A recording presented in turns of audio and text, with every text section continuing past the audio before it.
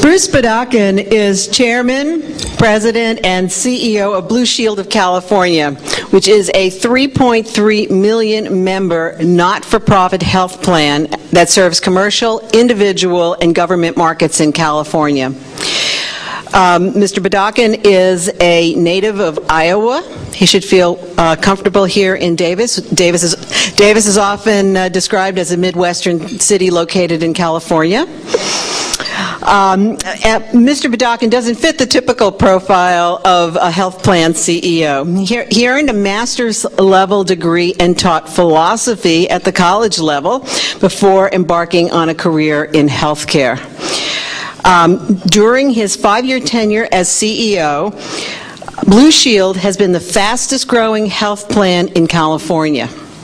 Memberships more than doubled, and company revenues have risen from $3 billion to $7.5 billion. That's really a phenomenal record.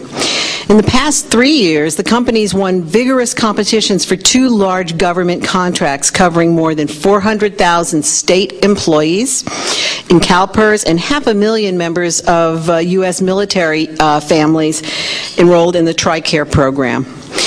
He's passionate about his company's not-for-profit mission. Mr. Bodaken is the first health plan CEO to offer a specific proposal to cover all Californians. It's really quite a phenomenal attempt on his part.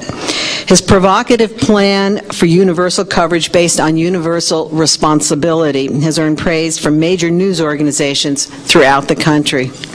And during his tenure, he has transformed Blue Shield of California Foundation into one of the state's largest health care grant makers, with nearly 30 million donations in 2005, mostly supporting programs to help the uninsured, combat domestic violence, and expand the use of effective health care technology. Mr. Bodaken has recently co-authored the book, The Managerial Moment of Truth, which is the title of his presentation today. And you can see a mock-up of it over there. I want you to please join me in welcoming Bruce Bodaken.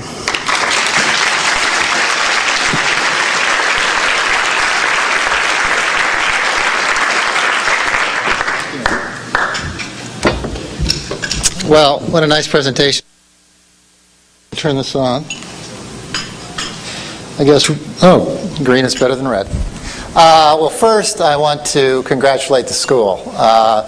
Anything that lasts 25 years is well worth celebrating, and you all are important in so many ways, but I will tell you that the reason I'm standing up here is the fact that we've had the great privilege of having some of the students work with Blue Shield on summer internships, and we hope many of you will at least consider Blue Shield as at least one of the places you might make your career.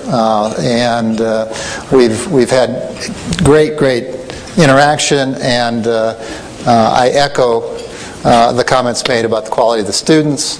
And I take it that means that there must be some pretty darn good faculty here. I want to thank my posse from Blue Shield for showing up. They really were not required to do it, but I did take your names down. So I won't forget. And again, I want to congratulate Dr. Robert Lorber for his award. It sounds like he and I were talking earlier about why I wrote the book, and I'll talk a little bit about that. But one of the things that I've found is that I'm a much better CEO than I am in understanding the publishing world. So I'll get some tips from him later. I'm going to start.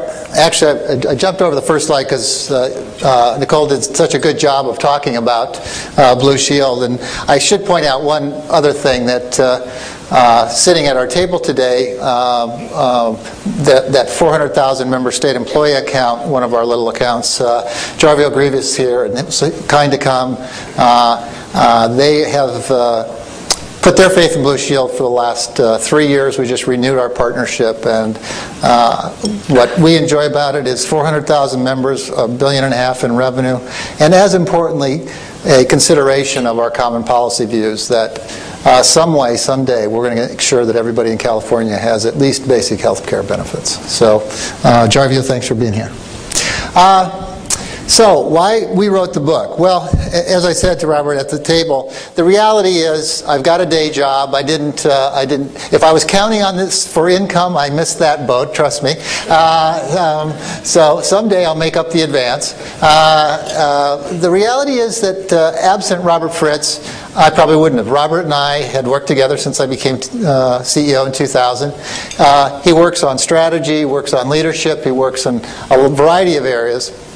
And as he came out and worked with us in developing what we called the leadership principles and behaviors, and that's another lecture, another course, another time, but they're really the cornerstone for great execution in our company. We think they obviously translate into great execution, these principles in other companies, but they really have been the foundation since we started there to differentiate what we had been doing as a company, which was being a very good and strong company, but to take us to that next level, and that's not over for any company. We're always in process. There's lots more for us to do, and we're certainly engaged in that. But we had those leadership principles and behaviors, and they were things like, as you will see later, setting unreasonable goals.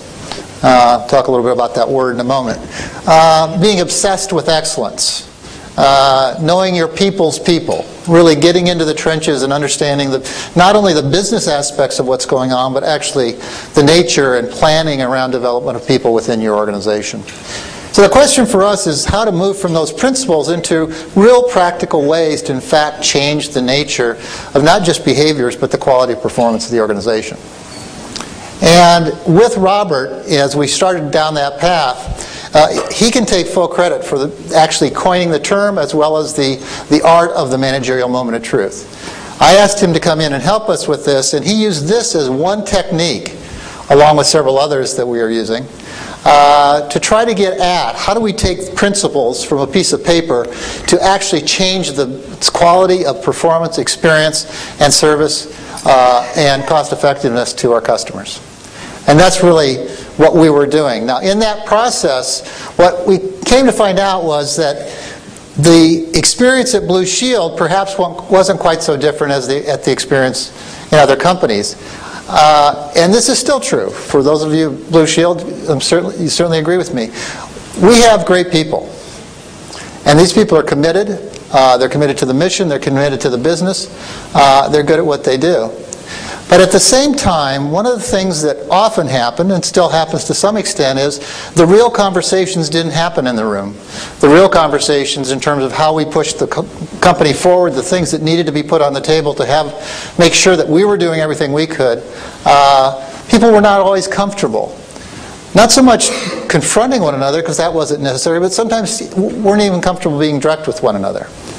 And it was out of that experience that Robert said, that we've got to figure out a way for this to not be personal, but still that people use their talents, their experiences to be able to talk to one another in a way that really changes the nature of the performance curve. And that's indeed what the managerial moment of truth is all about. In that same process, it was surprising to us, as I hope it will be a little bit intriguing and surprising to you, in some respects how rare truth is in the kinds of conversations we have with one another, not just in regard to our business life or our work life or our student life, but with our families and in other kinds of associations. One of the best examples for those of us who are parents is trying to have a direct conversation with your son, your daughter, particularly in the teen years. My son's 16, my older son's 19, and he was actually a little easier to have a direct conversation with. My son, who's 16, is very good at, when we start down a path, like, why did you get caught speeding? When we start down that path, his response is, well, I've seen you speed. Which of course wasn't a response to the question, but for him it fills the void, creates what he considers to be a perfectly rational justification for what he's done, and that's that. Now, if you think about other kinds of experiences you may have in your work life, your student life, and in certainly kind of leadership life that we have at Blue Shield or any other company, conversations much like that happen. Often we start in a relatively direct way, and the conversation gets turned, and I'll talk more about how that happens and what we think you can do to try to turn it really back into where it can be more positive and successful. But as you look around, and I think as you think about this, hopefully at the end of the presentation, I hope you'll walk out and start listening for how many times that happens, not only at your dinner table, not back where you work, but almost everywhere in life. We're not a culture that does a good job of speaking directly and maintaining that level of directness for any period of time, and we'll talk about why that is. So, what's our overall desired outcome? We believe, and we've shown at least, and I would say statistically, to some extent, at Blue Shield, we can show the statistics and quote the statistics that were quoted about the performance of the company. That's clear. To show the actual causal relationship between the managerial moment and truth and those kind of results is much, much harder.